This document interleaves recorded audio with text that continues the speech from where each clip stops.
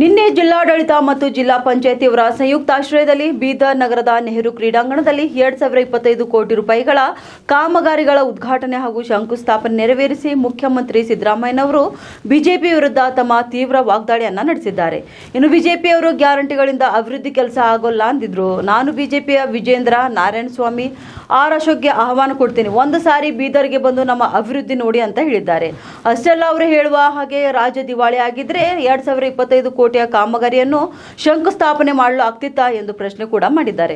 ಇನ್ನು ಜನಾಕ್ರೋಶ ಯಾತ್ರೆ ಮಾಡಲು ಹೊರಟ ಬಿಜೆಪಿಯವರಿಗೆ ಮಾನ ಮರ್ಯಾದೆ ಇದ್ರೆ, ಜನಪರವಾದ ಕಾಳಜಿ ಇದ್ರೆ ಈ ಸುಳ್ಳು ನಾಟಕ ಬಂದ್ ಮಾಡಲೇಬೇಕು. ಇನ್ನು ಇಡೀ ದೇಶದಲ್ಲಿ ಬೆಲೆ ಏರಿಕೆ ಆಗೋಕೆ ಕಾರಣ ಬಿಜೆಪಿ ಸರ್ಕಾರ ಅನ್ನೋದು ತಿಳಿದುಕೊಳ್ಳಲೇಬೇಕು ಎಂದು ನಿನ್ನೆ ಬೀದರ್ನಲ್ಲಿ ಬಿಜೆಪಿ ವಿರುದ್ಧ ಸಿದ್ದರಾಮಯ್ಯನವರು ಹರಿಹಾಯ್ದರು.